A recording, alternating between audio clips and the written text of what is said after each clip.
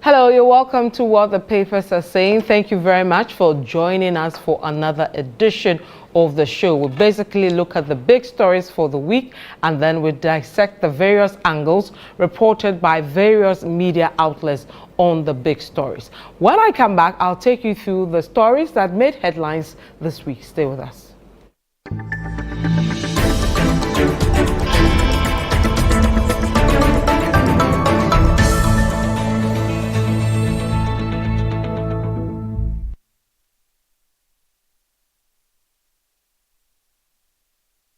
So welcome back to What the Papers Are Saying. My name is Vivian Lokko. Let me take you through the big stories for the week. We'll start with the OSP declaring Ken Ofori-Atta wanted. How was that story captured by the big newspapers and the other websites, among others? Let's start with Daily Graphic. They say former finance minister wanted ex-NPA boss, 8 others under investigations. That's a special prosecutor speaking there following that press conference he held. The Ghanaian Times says OSP declares Ken Ofori-Atta wanted, takes legal steps to secure his return. The Chronicle says Ofori-Atta disappears from OSP's radar. Daily Guide, OSP declares Ken Ofori-Atta wanted over SML Cathedral contracts. Dr. Mustafa Hamid, 3 others cited in 1.3 billion CDSP investigations.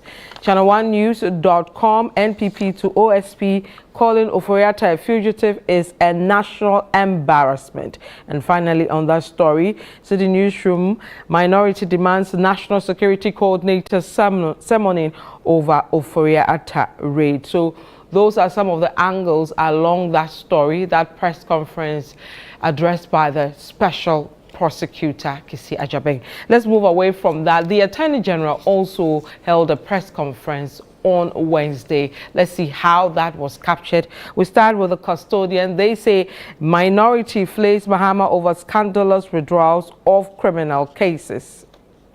Daily Graphic, AG debunks dropping cases for political reasons.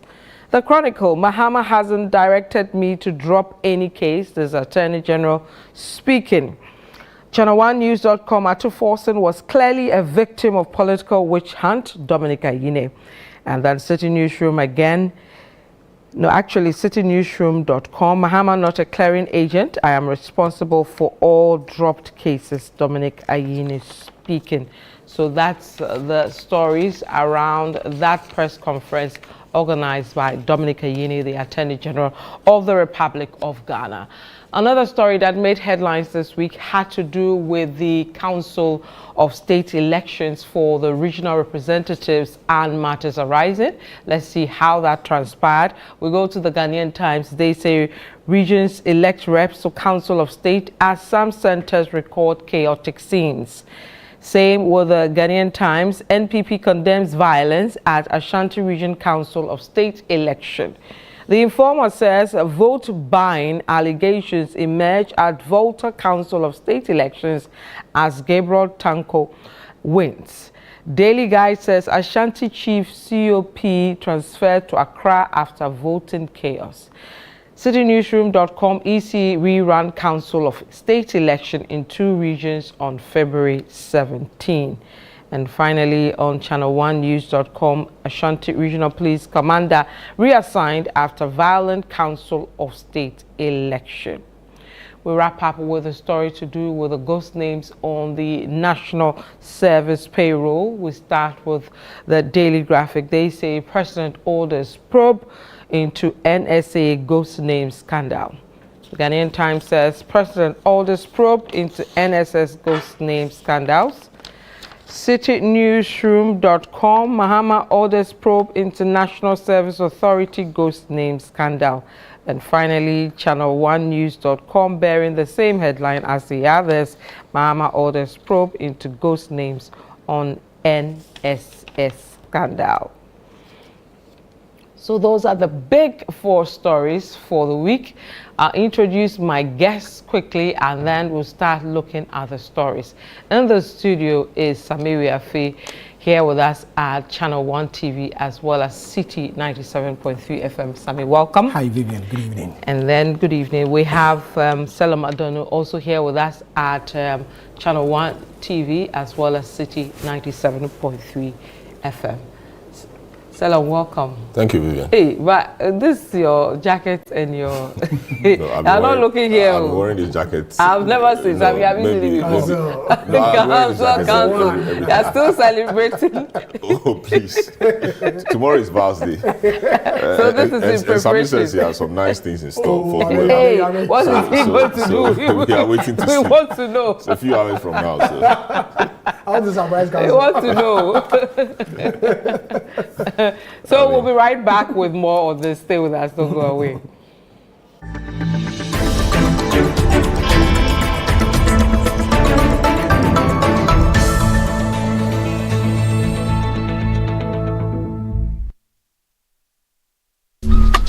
Life is a celebration of moments. Big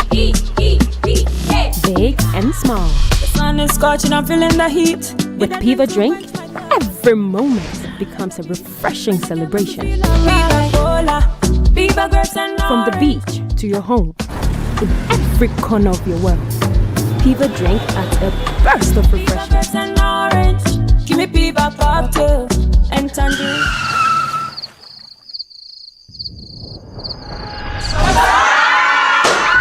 Celebrate every moment with Piva Drink. Refreshment for every occasion. Piva Drink, a taste you will love. P for Piva. This advert is FDA approved.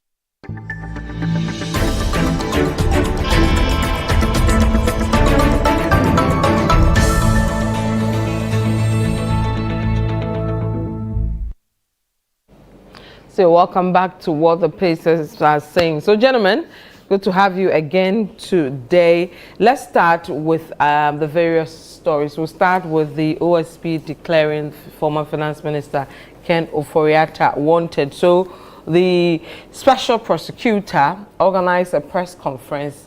During that press conference, he announced to the world that former Finance Minister Ken Ofori-Atta has been declared a wanted person by Ghana. Prior to that, there was a raid of his house the day before that press conference was done.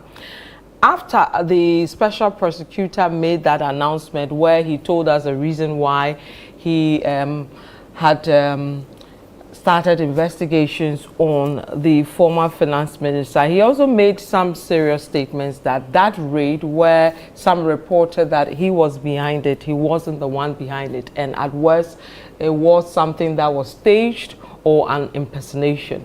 A few hours later, pictures of Richard Jakpa surfaced with him being the one who led that, raid of the house of the former finance minister. So it's been a very interesting, week with the developments. First of all, I don't know whether to start with the legal bit or the political mix with the social part of this case, and then we delve into that. But let me start with you, Sami. You were close to the former government because of your role here, presidential correspondent and all that.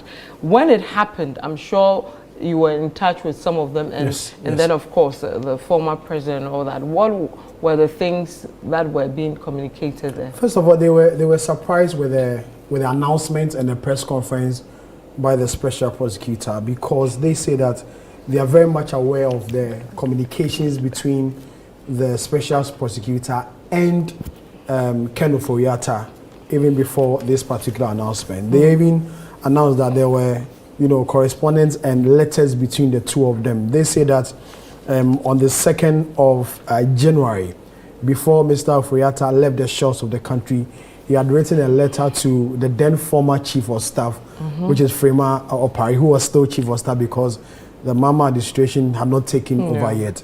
And then on the 24th again, or I think before, or after the inauguration of this administration, there was another letter to the current chief of staff, Mr. Julius Debra, informing him of his unavailability and traveling to the out of the country for some medical examination or some medical, issues. And so left behind his address and, contact details as to how they can reach him if there is a need to do that, especially being a former finance minister who, has, a lot of things, going for the past 7 years as minister. Obviously, the new administration may need some updates and certain things. And so he said he was available, left contact details and how they could reach him. And so for members of the previous government and the MPP, they were very surprised at this particular press conference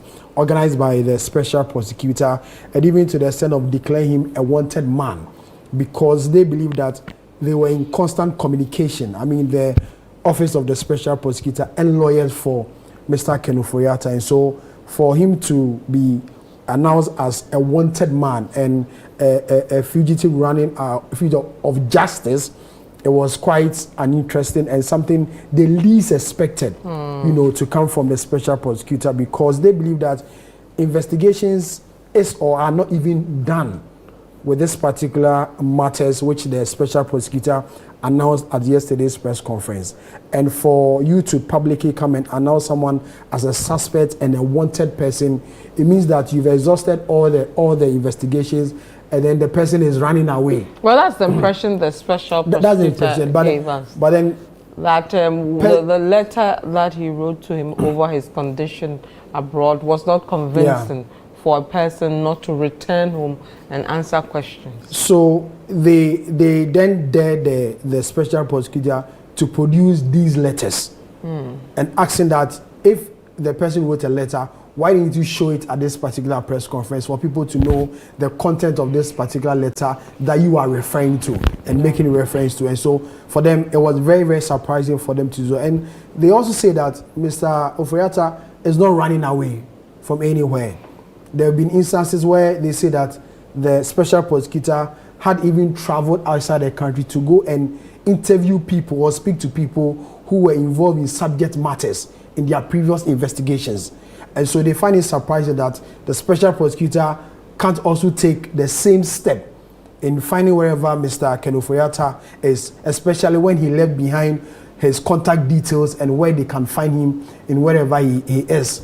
And so for them to come and publicly announce, through a press conference, which to them is all over, the world, because they say that they even saw it on the BBC, for it to be announced, it was a bit surprising. And for them, they feel is an attempt to, one, discredit Mr. Ken Ofori-Atta, and then discredit the administration of Nana Akufo-Addo, which has just gone. So for them in the MPP, they are not really happy. They are not really happy about this particular development. And they have said, if you listen to the press conference today by the national organizer of the party, they have said that they will, follow this matter to its logical conclusion. For them, they know that Mr. Ofori-Atta is an innocent person. And so if they want him, he will be made available. Okay. We also heard the minority leader in parliament also say today that Mr. Ken Ofori-Atta has, indicated that he will be available to come and face the special prosecutor and answer every question that the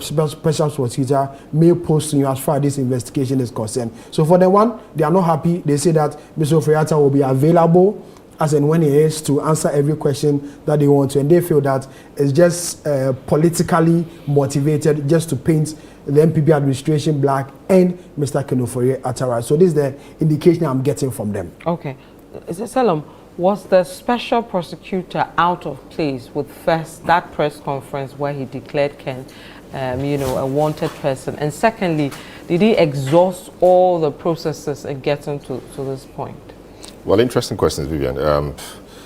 It wasn't out of place, really, for the special prosecutor to have called that press conference. Indeed, his law enjoins him to hold periodic press conferences at least twice a year, and even make publications in the newspapers about ongoing, cases he's handling, just to deepen transparency. So it's one of the things he's supposed to be doing. every now and then he can call a press conference and address a matter. So it's not out of place at all. Indeed, it is encouraged that he will do things like that to shine light on the things he's doing. It's part of transparency and accountability. So yes, when I heard he was addressing the press, I was happy and I was eager to hear what he had to say. But you know, you see the special prosecutor, when you look at him, he appears serious. He appears like he wants to get into the bottom, or get to the bottom of a lot of matters, and I think it's commendable. The country is reeling under the weight of corruption, and anybody who appears interested in dealing with matters of corruption, I think that person deserves our commendation and deserves our support. However, in the case under reference, the Ken Ofori-Atta matter, I think that, yes, he's supposed to do the investigation, do all the things he's supposed to be doing. But I think his declarations were too excessive and quite premature. Why premature? Of course, we may not be privy to all the discussions and all the correspondences, but at least what we've known, and I base my submission on what we've known. We know that Ken Ofori-Atta is out of the jurisdiction. He said he was going for medical, you know, to seek medical attention. That is his reason. Whether true or not, I don't know. That is his reason. And there's no doubt, or there's no reason why I should doubt that. And when he was leaving, he informed the chief of staff, we are told, on the 2nd or so January. And when government changed, or after the transition, he took steps to, again, inform the new chief of staff, just so the state at every point in time would know his whereabouts. And I thought that was smart, that was good, that was foresighted, that was great. Why he would do that, I don't know. And I don't know whether that has been the practice of all former finance ministers immediately after they've left office. But that's what he chose to do, and that's great. You know, so after that, we understand the office of the special prosecutor wrote to him or invited him on the 24th of January. To write to somebody inviting him on the 24th of January or inviting him for investigation or whatever, and 2 weeks later declaring the person wanted and a fugitive, somebody running away, I thought it was premature, because it was clear that the avenues hadn't been fully exhausted. This is a finance minister. No matter how bad he has been, no matter how quote-unquote criminal he's been, this is a finance minister. This was your number one finance person, the person you sent to the World Bank, the person you sent to IMF, the person you sent to the world, you know, creditors, Eurobond. He was your face. All the main he was your face. Country, So to declare him a fugitive from justice, I think that was strong, and I thought it was premature. If a few more things had been done or seen before this declaration, I'm sure all of us would have supported him. You could have done a press conference to tell us that the office has started investigating this. This is what we have done so far. We are awaiting the return of Ken Ofori-Atta, who said is out of the jurisdiction seeking medical help. He has indicated through his lawyers that he will be back on this date, but he's not even sure. We are ready to allow him that time. He can't hide forever. Just throw it out of the way, make your insinuations, say everything you say. But to declare him wanted and call him a fugitive from justice, I think that was extreme, because he hadn't exhausted the possibilities. Number one, the person has written to you, giving you his address and all of that. Have you checked from his address to see whether he's there or not?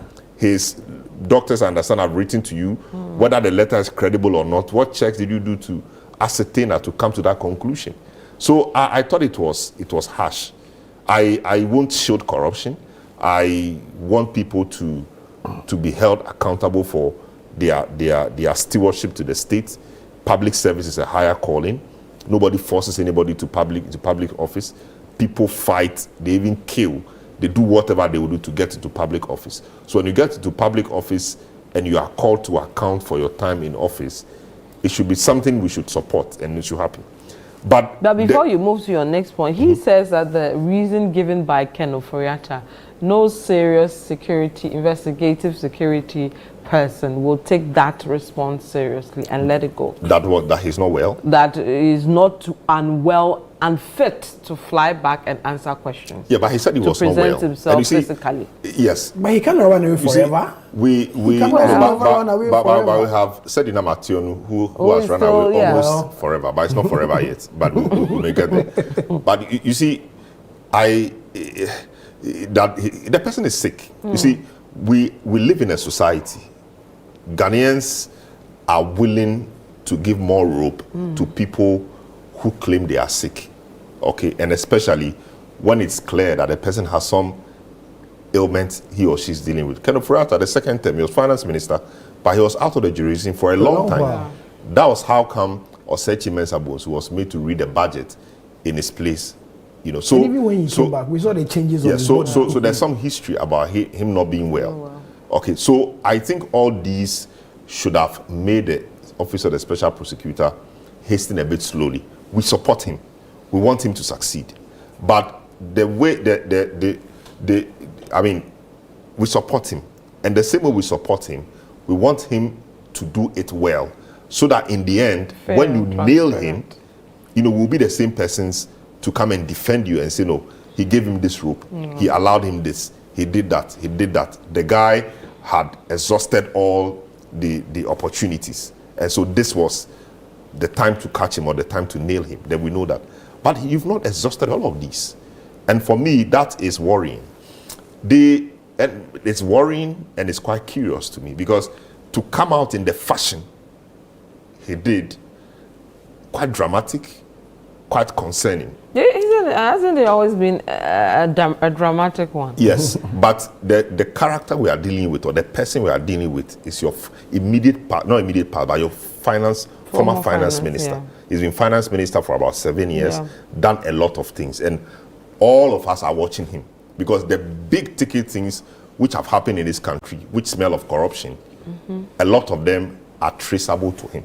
We have the SML, we have the National Cathedral, we have the ambulance, we have all of those things. Nobody is saying he's guilty yet, but all of them are traceable to him somewhat.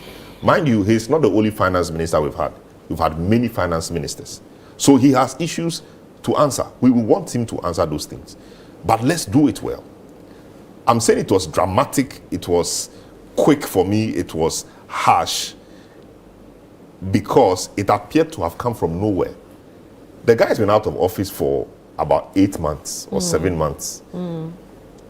Why all of a sudden you called him 2 weeks ago and today declare him wanted, fugitive from justice?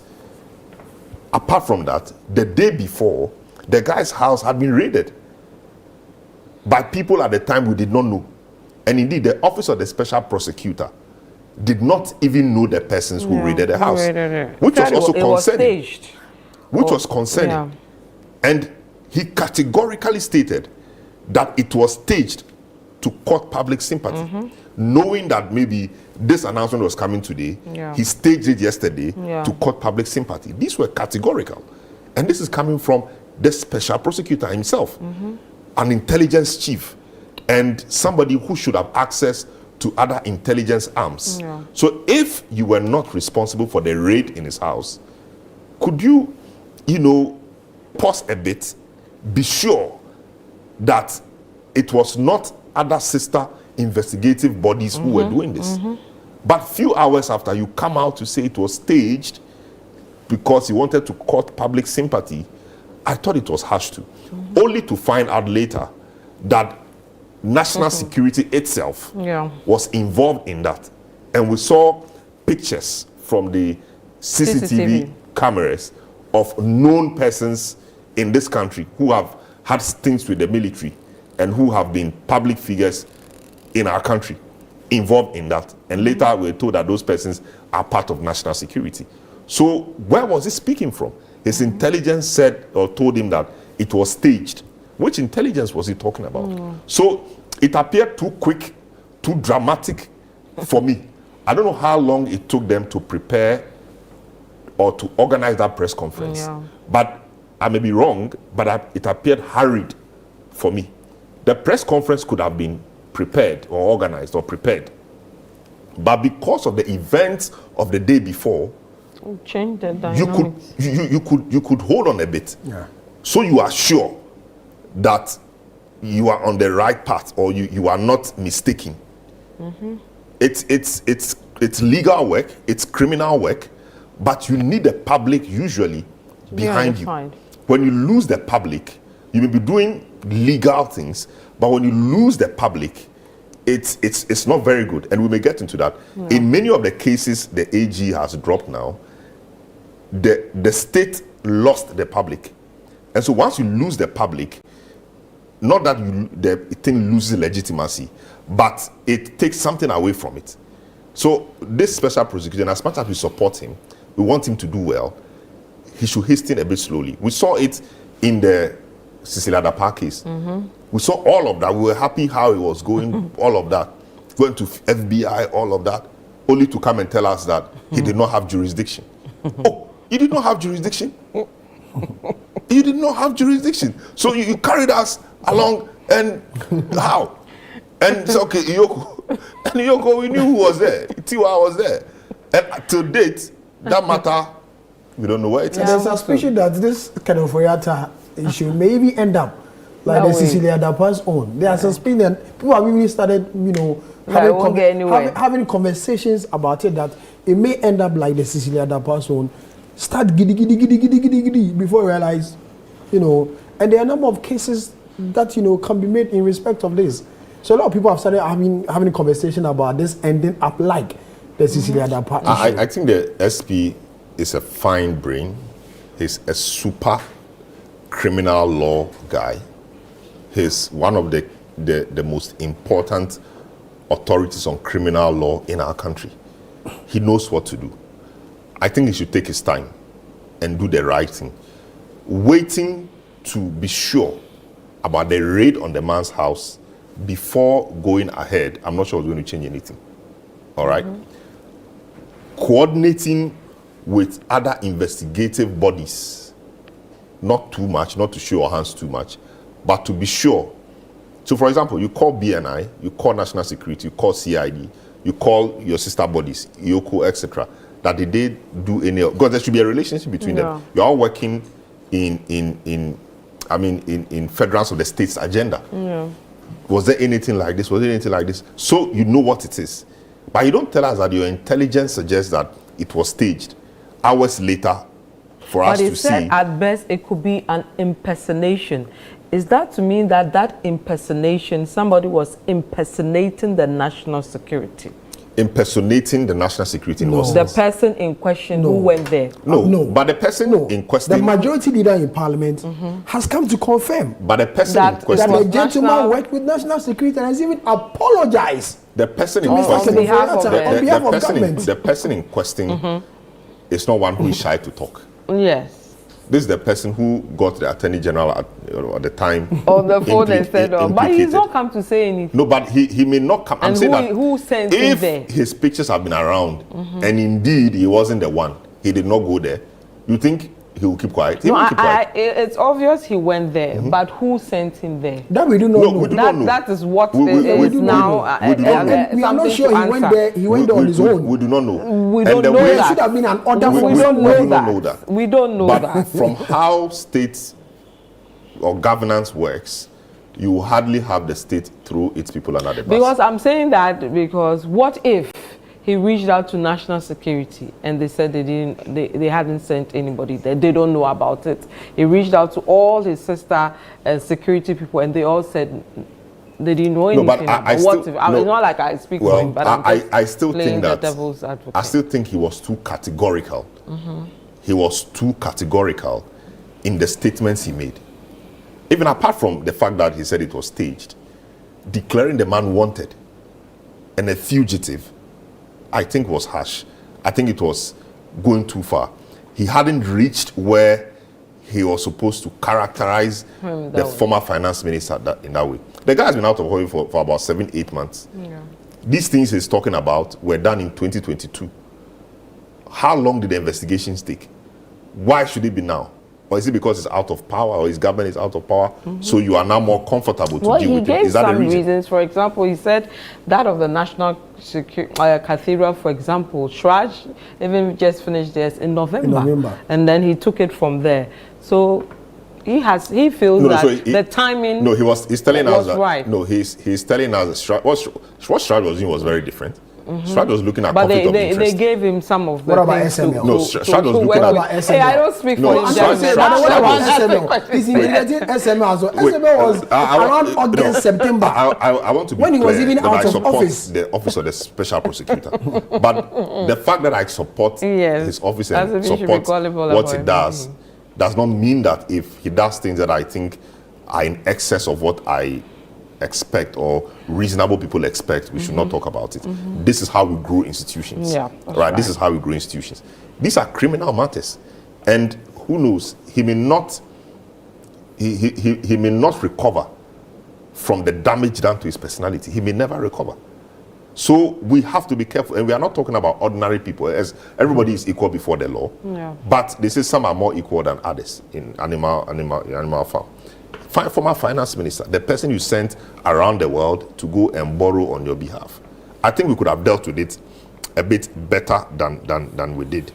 Due process should have been followed in terms of the raid and all of that. I don't support the raid. The raid could happen, but we should have been clearer, or national security by now should be clear with us what they were seeking to do.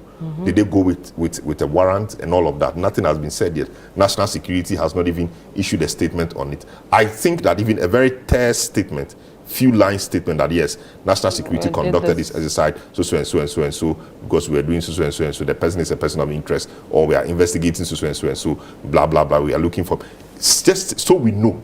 Because if we don't take care, anybody these days, things are loose. I mean, Ghana, anybody could get a military uniform, get some bandits around, and then raid your house. You know, we have to be careful, because we are not saying it because of Ken Ofori-Atta.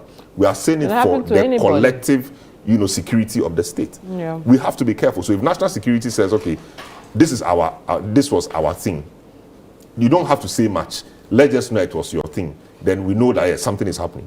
The fact that people don't like Ken Ofori-Atta, or people want to see him face justice, etc., does not mean that it must be done unfairly.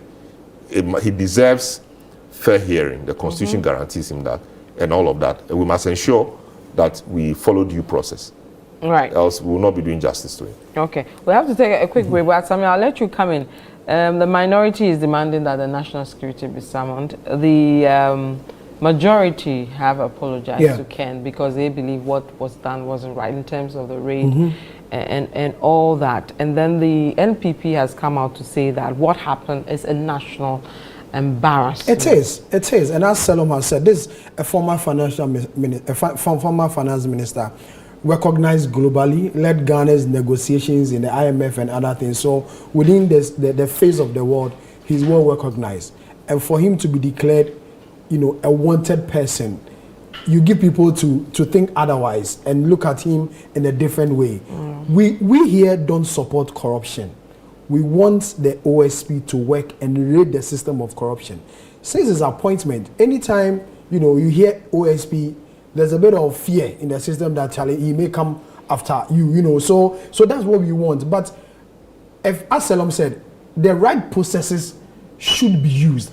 The right processes should be triggered in getting to the bottom of these matters. Because if we just rush and do things or does things like he's doing, and then later on it is left unattended to, then it leaves a lot of questions to be asked. And outside the Cecilia Dapa issue as a typical example, a former minister or a minister of state, huge sums of money, OSP comes in, went as far as to the FBI, and now where's the issue? Later on comes to tell her that he has realized that he doesn't have something, so he goes to Iyoko. Does it mean the issue can't be attended to anymore?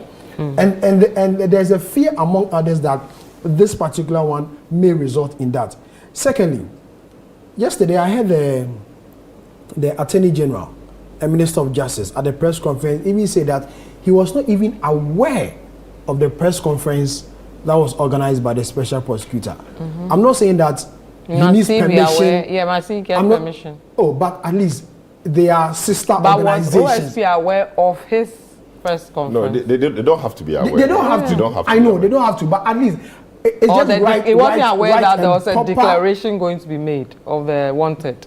No, he said he wasn't aware. You know, Of the thing too He is wasn't that aware. the office of the special prosecutor wants to appear independent. Very or that's how independent, we yeah. have set it up. And you see, there's some, not confusion, but there are some blurred lines. When you look at Article 88, 3 and 4, the prosecutorial powers are vested in the Attorney General. And that was a difficulty at the time they were setting And up a bit of it had been given to the special that was a prosecutor. difficulty at the time they were setting up the office of the special prosecutor. To be independent. Independent of what? The Constitution vests that power in the Attorney General. Yes. So if you heard Ayeni, and indeed it's been his position, that there was a problem Yes. with that, but they Yes. had to do it anyway. So they also would not want to paint the picture as if they are not dependent or that they seek the authority of the Attorney General before they do some of these simple things. That would defeat the whole purpose of that office. That is the reason why, even though the Office of the Attorney General is there, we went ahead and instituted the Office of the Special Prosecutor. So I can understand that tension or that want or that need to be independent. So they don't need to inform anybody. In fact, Iyoko, CID, all of them on the same day could hold press conference on the same subject. I mean, nobody it's not strange. And he has said that in the coming days he may want to seek audience with the special prosecutor as well to know about this particular matter and other matters the special prosecutor. And it's within his right to. Yes, and other matters the special it's prosecutor. within, they have to call, they may collaborate also, in certain is also instances to ensure. investigating, If you recall, Martin Amidu collaborated very well with Domelevo. Yes. These are independent Yeah. institutions. But once the state is the agenda, you know, we can collaborate and ensure that the state doesn't get the short end of the stick. Okay. You know, but let me make this point. Hold on, I'll come to you. I have to take a quick break. When we come back, we'll wrap up on the press conference by the special prosecutor. We'll also look at another name that has come up in the investigations he's holding, that to do with the former boss of the MPA who says he knows nothing about it. Nobody has reached out to him. And then we'll look at some of the statements that came out of the Attorney General's press conference, among others. You want to stay with us. We'll be right back.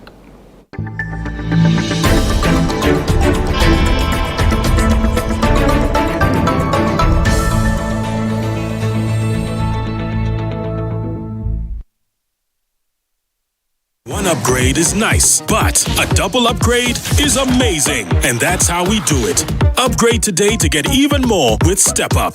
If you're on GoTV Max and upgrade to GoTV Super, you'll get way more with GoTV Super Plus. It's so cool! Get big value. Get big entertainment. Very good. Perfect!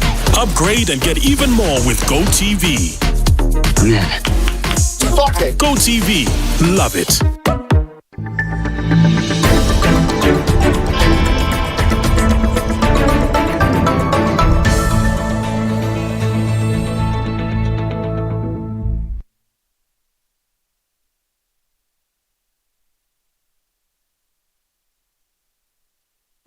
You're welcome back to what the papers are saying. Thank you so much for staying with us. I'm here with Selma Donu as well as Sami Wiafi. We're looking at the big stories for the week, still looking at the press conference by the special prosecutor where he declared former finance minister Ken Ofori-Atta as a fugitive. Selma, you wanted to make some Yes, I mean, points. I was just thinking, we've had many finance ministers, right? We've had Kwesi-Botchwey, we've had Kwame Pepra, of course. Kwame Pepra was jailed, Yeah. but post 2000, we've had Osafumafu, we've had Banredu. At some point, we had Akotose, even though he was Minister of State, but after Banredu died, he stepped in, still as Minister for State.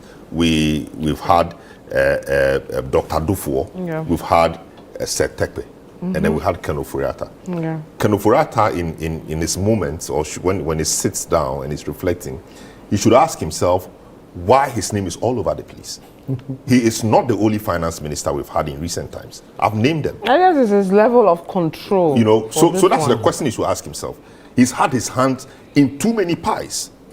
Too many pies for one person. And that should be, when he sits down and is reflecting, he should think about it.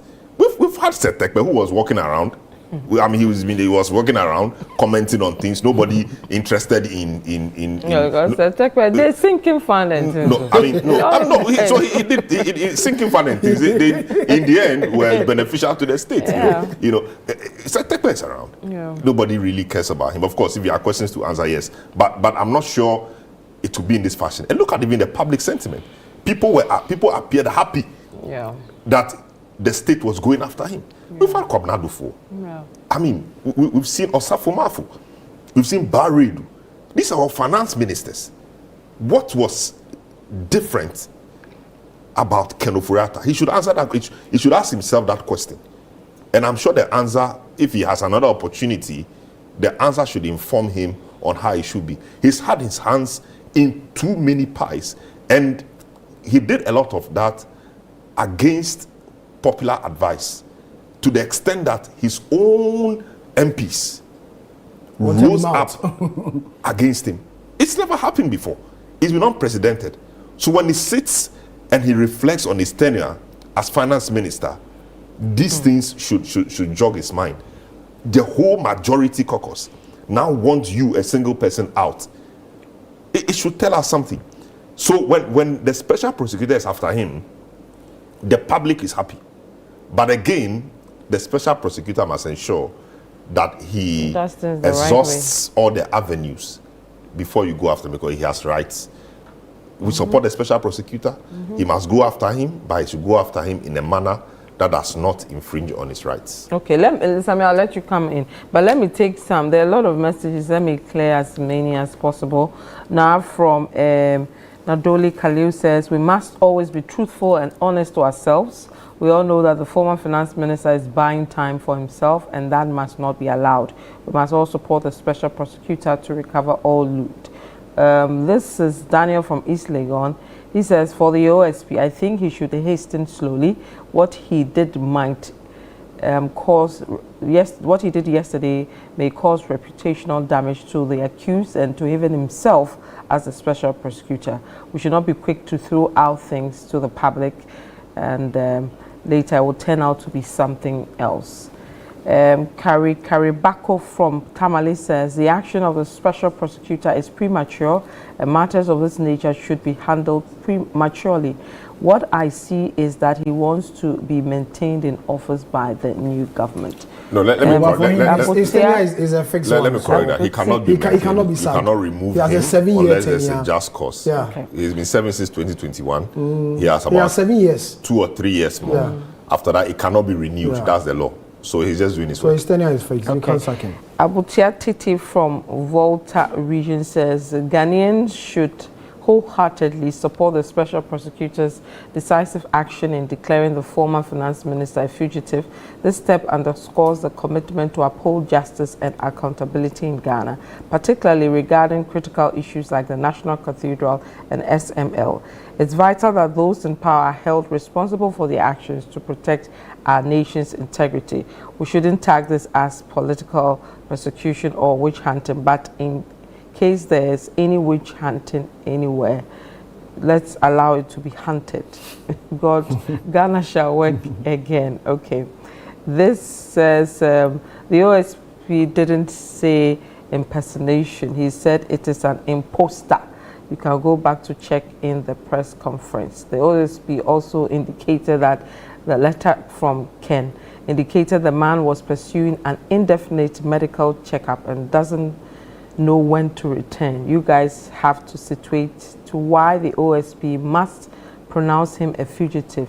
How can you inform an OSP as such? I don't know the last, but how can you inform? Okay, so these are some of the messages coming from our viewers. Well, everybody will have an opinion, a divided opinion, as far as this matter is concerned. There are others who are excited that OSP is going after Ken Ofori-Atta. Others who are not, who feel that, it's just one of the political witch hunt, or because the new government has come, so the OSP must impress them because of the friction that he had with the previous administration and others. So everybody will have his own opinion as far as this matter is concerned. But if there's corruption in there, the OSP has the power and the mandate to go in and ensure that the right things are done. When public officers are given opportunity to serve, they must be accountable.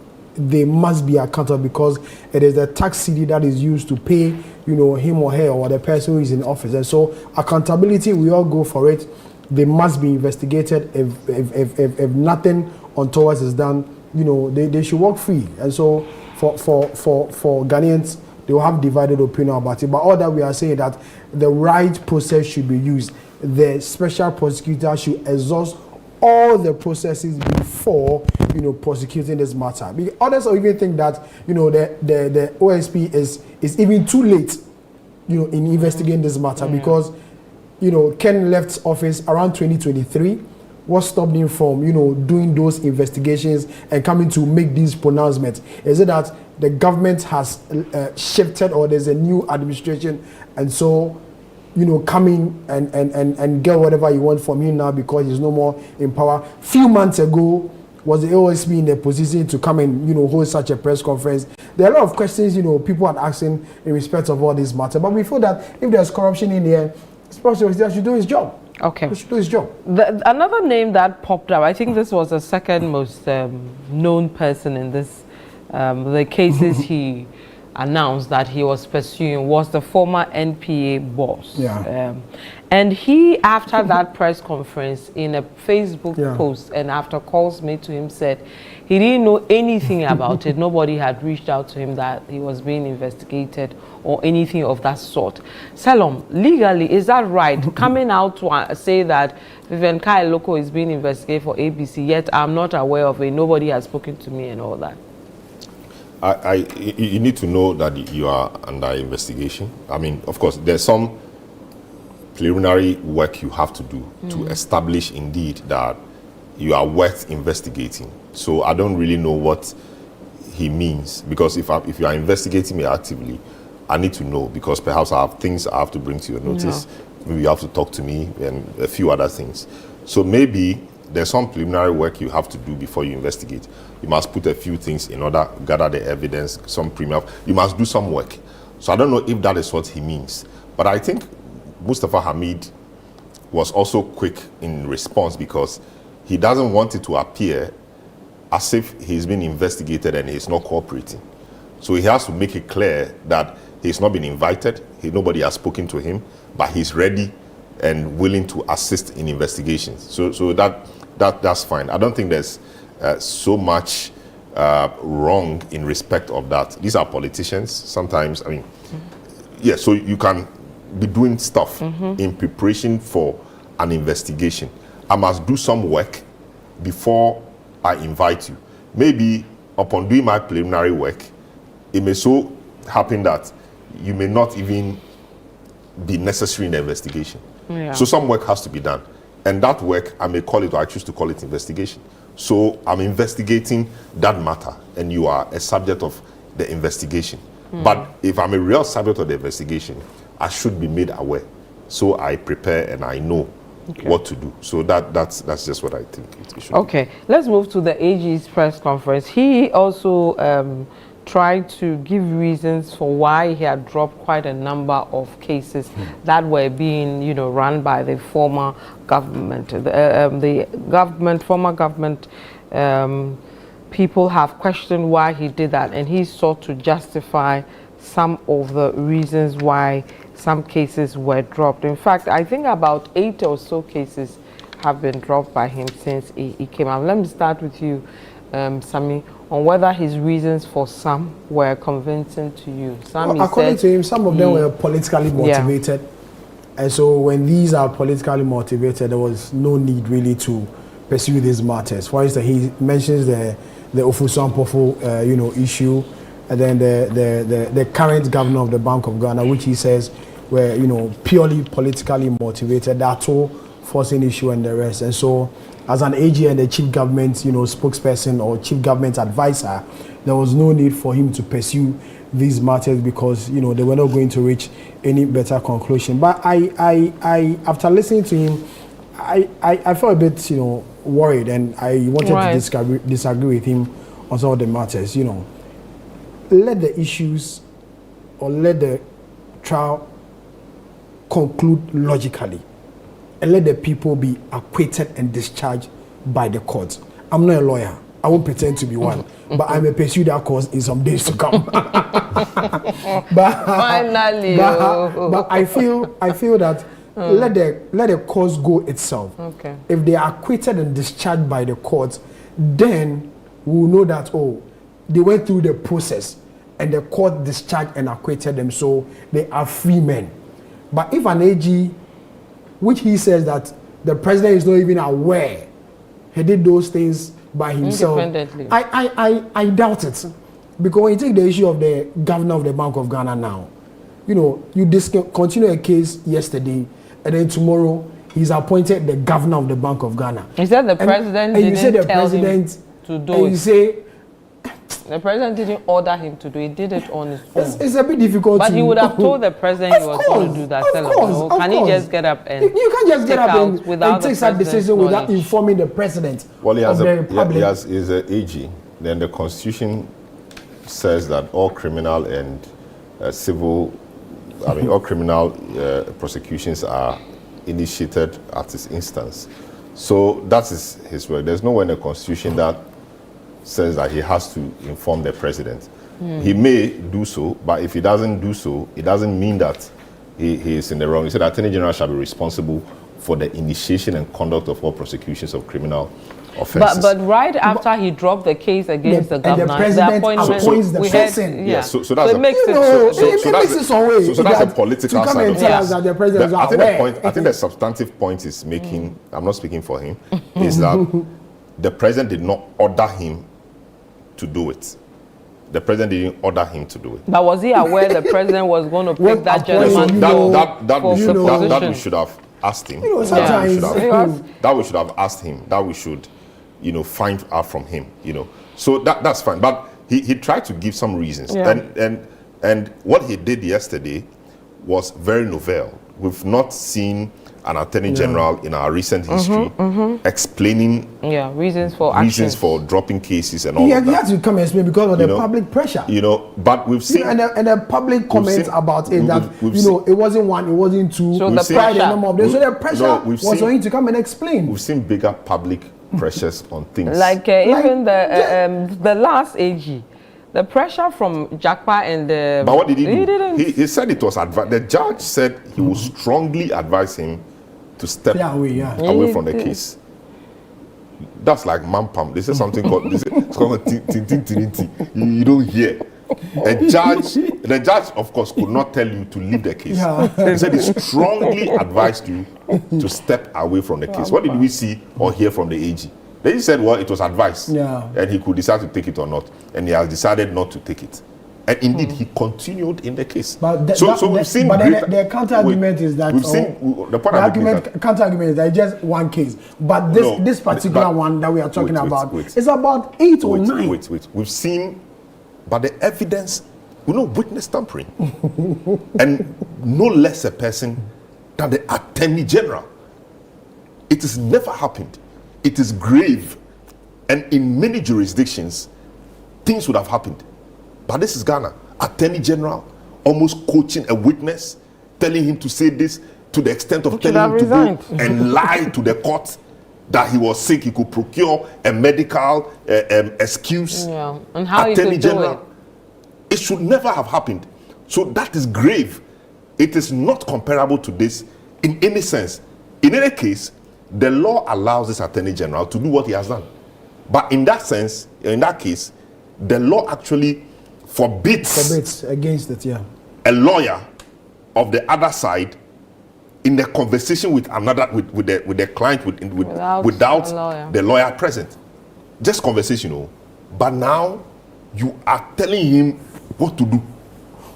And this is Attorney General. So don't compare the two.